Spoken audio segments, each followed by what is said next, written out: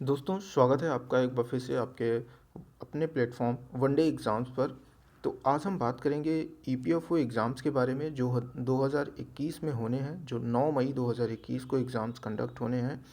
तो हम इसमें सबसे पहले हम बात कर लेते हैं 2021 में जो एग्ज़ाम्स होंगे उसमें कैटेगरी वाइज कितनी वैकेंसीज़ हैं।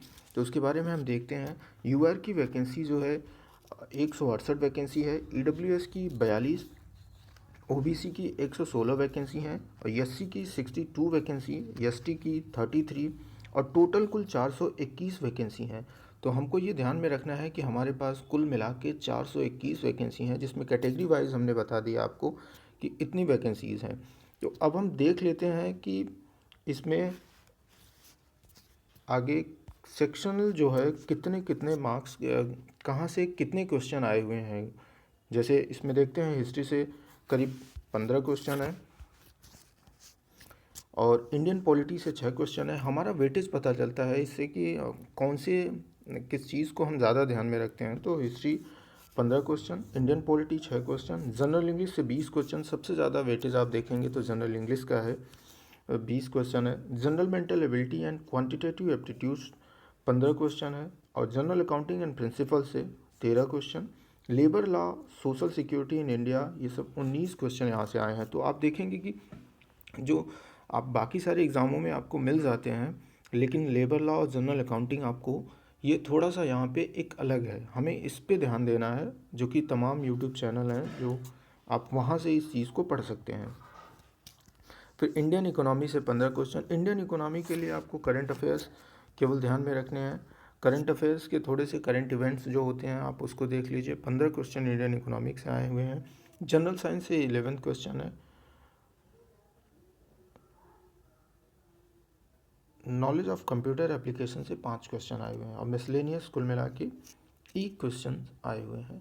अब हम देख लेते हैं कि 2017 में जो एग्ज़ाम हुए थे उसमें कितने स्टूडेंट अपीयर हुए थे और कितने स्टूडेंट सेलेक्ट हुए हैं।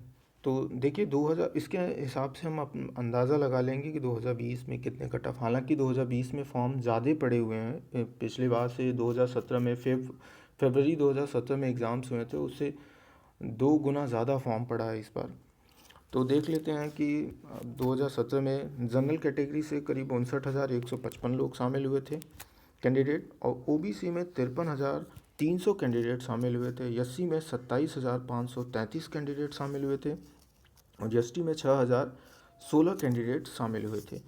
तो देखिए यूआर कैटेगरी से कुल 108 सिलेक्शन हुआ है। यूआर कैटेगरी से आप देखेंगे तो 108 सिलेक्शन, ओबीसी से 110 सिलेक्शन और एससी से 32 सिलेक्शन हुए हैं और एसटी कैटेगरी से 07 सिलेक्शन हुए हैं।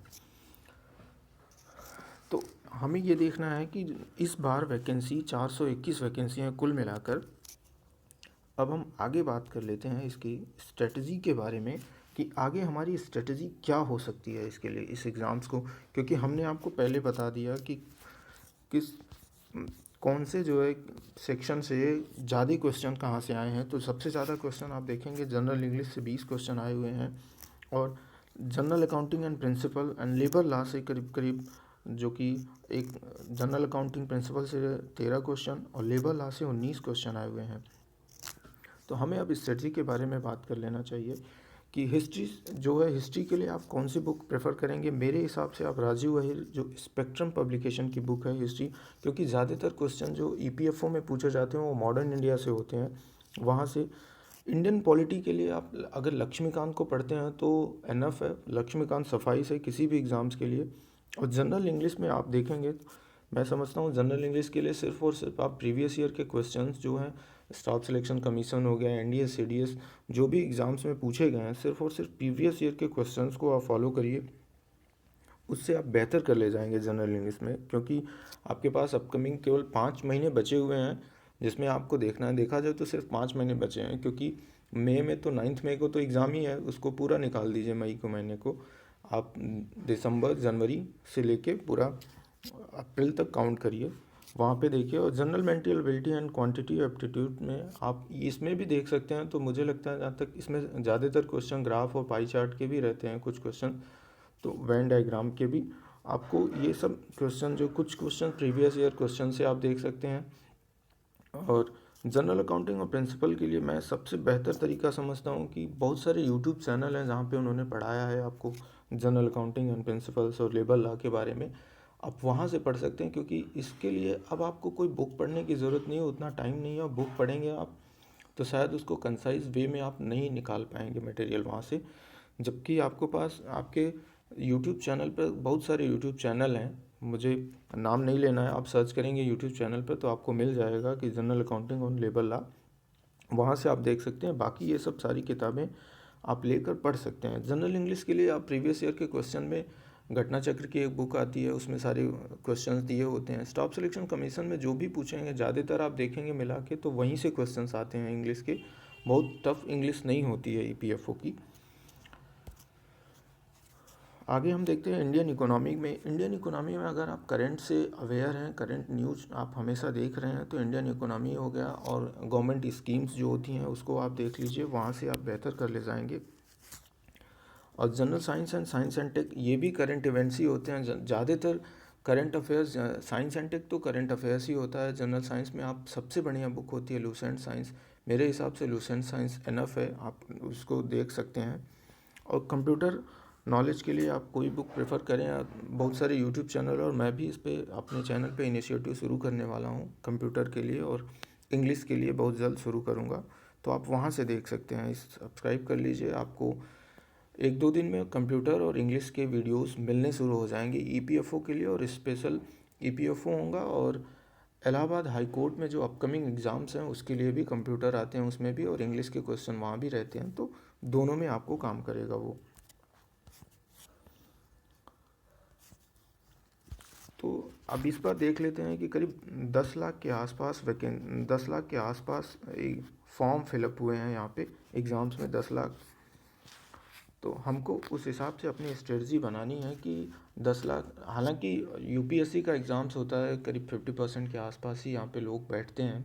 अब कट ऑफ तो 50% ही रहने वाली है, इससे ज़्यादा तो जाती नहीं, क्योंकि यूपीएससी का एग्ज़ाम्स है, ऐसा तो है नहीं। और इसमें सच तो ये है कि लेबर लॉ और अकाउंटिंग के पीछे ज़्यादा ना भाग के आपको करीब 85% जो क्वेश्चन होते हैं वो जनरल होते हैं, जो स्पेशल नहीं होते, लेबर लॉ और अकाउंटिंग के नहीं होते। तो उस पर ज़्यादा ध्यान दीजिए, जीएस पढ़िए, जीएस में मॉडर्न इंडिया से ज़्यादा क्वेश्चन होते हैं। मॉडर्न इंडिया के क्वेश्चंस को आप ध्यान से पढ़िए। उसके लिए सबसे अच्छी बुक वही है, राजीव अहिर की स्पेक्ट्रम पब्लिकेशन की बुक है, आप उसको देख सकते हैं। इंडियन पॉलिटी से ज़रूरी नहीं कि अगली बार 6 ही क्वेश्चन आए, हो सकता है इंडियन पॉलिटी से क्वेश्चन बढ़ जाएँ, क्योंकि इंडियन पॉलिटी करंट अफेयर्स में हमेशा रहते हैं। तो इंडियन पॉलिटी आपके लिए, अगर आप पढ़ते हैं लक्ष्मीकांत, तो सबसे बढ़िया बुक है वो इंडियन पॉलिटी के लिए। आप अच्छा कुछ 6th एडिशन ले लीजिए, सब कुछ कवर हो जाएगा उसमें। और इंग्लिश के लिए तो मैं कह रहा हूँ आपसे, प्रीवियस ईयर के क्वेश्चंस आप देखिए। प्रीवियस ईयर में एंटोनिम सिनोनिम को ज़्यादा कुछ नहीं देखना है, यही सब देखना है। वर्ड पाव पे आप कमांड करिए, प्रीवियस ईयर के क्वेश्चंस को देख के आप बेहतर कर ले जाएंगे वहाँ से। अब बाकी जनरल अकाउंटिंग और उसके लिए आप जो भी यूट्यूब चैनल पर देख सकते हैं। और हम अपने यूट्यूब चैनल पे बहुत जल्द शुरू करने वाले हैं इंग्लिश के लिए, जनरल इंग्लिश के लिए, और कंप्यूटर के लिए बहुत जल्द शुरू करेंगे। तो चलिए फिर यहीं तक रखते हैं, क्योंकि आप देख लीजिए फॉर्म इतने पड़े हुए हैं, और पिछली बार हमने दिखा दिया कि आपको कितने एग्ज़ाम्स जो है, कितने लोग अपीयर हुए थे।